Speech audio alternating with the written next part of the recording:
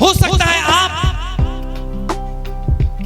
अपने आप को थोड़ा कमजोर समझ रहे होंगे और आप ये कह रहे होंगे कि मैं जैसा मसीह में आगे बढ़ना चाहता हूं, मैं क्यों नहीं कर पा रहा हूं, मैं क्यों नहीं बढ़ पा रहा हूं, मैं जैसी प्रार्थना करना चाहता हूं या चाहती हूं मैं ऐसा क्यों नहीं कर पा रही हूं, मेरे जीवन में ये उतार चढ़ाव क्यों है। मैं कई बार बहुत बार प्रार्थना करती हूँ, बहुत देर तक प्रार्थना करती हूँ, लेकिन कई बार मेरी जिंदगी में ऐसा समय आ जाता है कि मैं प्रार्थना नहीं कर पाती हूँ। मुझे प्रार्थना करने में दिक्कत होती है, मुझे बाइबल पढ़ने में दिक्कत होती है, कई बार चर्च में जाने का मन नहीं करता है,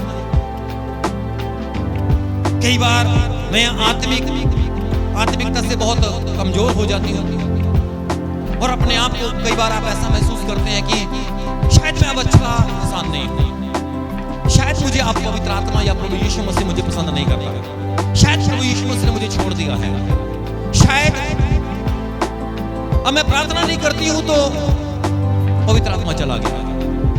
ऐसा विचार आपके मन में, आपके जीवन में आ सकता है। कई बार अपने जीवन में आप बड़ी तंगी को महसूस करते हैं, पैसे की तंगी को महसूस करते हैं, क्योंकि इंसान नहीं चाहता कि वो तंगी में आए, इंसान कभी नहीं चाहता कि वो बैठकर कुछ समय के लिए रोए, नहीं, वो चाहता है हमेशा वो खुश रहे। ये सिर्फ आप ही नहीं, ये परमेश्वर भी चाहता है कि आप हमेशा खुश रहें। परमेश्वर भी चाहता है कि आप आनंद से भरे रहें। परमेश्वर भी नहीं चाहता कि आप गरीब हो। परमेश्वर भी नहीं चाहता कि आपके जेब में कभी पैसा ना हो। परमेश्वर भी नहीं चाहता कि आप कंगाल हो, नहीं।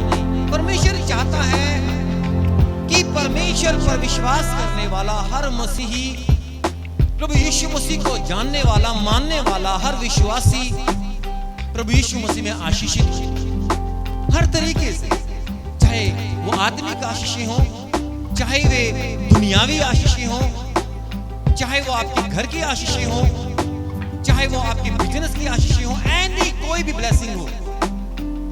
परमेश्वर भी नहीं चाहता कि आप किसी तरीके से तंगी में आए या किसी तरीके से प्रॉब्लम में चले। लेकिन आज जिन बातों को मैं आपको बताने के लिए जा रहा हूं, these things are very important in your lives। आपके जीवनों में ये बहुत ही ज्यादा महत्वपूर्ण है। अगर आप यहाँ पर ये सोच कर आए कि आज मैं चर्च आया हूँ और सुनकर चला जाऊंगा और that is enough, खत्म हो चुका, तो आपका आना हो सकता है कुछ समय के लिए बेकार हुआ। लेकिन अगर आज इस दोपहरी सुबह आप ये सोच कर आए हैं कि आज मैं परमेश्वर के लिए आया हूँ और परमेश्वर आज मेरी जिंदगी में कुछ करेगा, क्योंकि परमेश्वर हर दिन, हर रोज, हर पल आपके जीवन में एक चमत्कार जरूर करना चाहता है।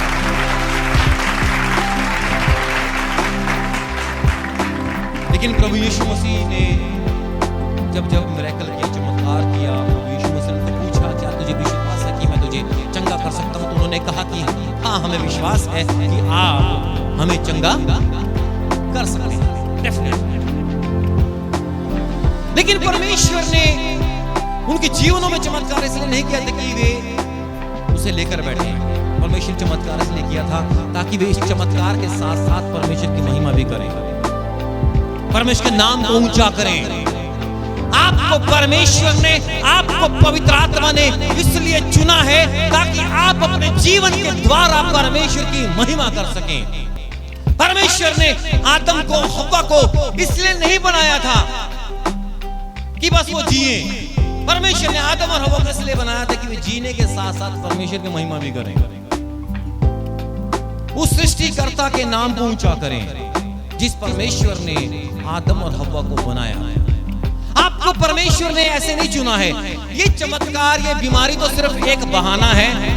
असलियत में परमेश्वर ये चाहता था कि आप उस परमेश्वर के बारे में जाने और उसके घर में आए। ये तो सिर्फ एक जरिया था। आपकी बीमारी, आपके दुख, आपकी तकलीफ तो बहाना था प्रभु यीशु मसीह को जानने का। अगर आप बीमार ना होते, अगर आपके घर में प्रॉब्लम ना होती, अगर आप किसी दिक्कत में ना होते, तो क्या आप परमेश्वर के पास आते? नहीं। बाइबल कहती है जब तक तुम चिन्ह और चमत्कार नहीं देखोगे, तुम कदापि मुझ पर विश्वास नहीं कर सकते। जब तक तुम चिन्ह और चमत्कार को नहीं देखोगे, इसलिए परमेश्वर जब इस दुनिया में आकर सेवकाई कर रहे थे तो वो चमत्कारों को कर रहे थे। नंबर एक कि वे चाहते थे कि विश्वास करें, परमेश्वर पर विश्वास करें, प्रभु चाहता था कि लोग उस पर विश्वास करें। दूसरा, परमेश्वर अपने प्रेम को जाहिर कर रहा था। परमेश्वर अपने प्रेम को जाहिर कर रहा था कि मैं तुम्हारा परमेश्वर हूं, मैं तुम्हें बीमारी की हालत में नहीं देख सकता, मैं तुम्हें दुख की हालत में नहीं देख सकता।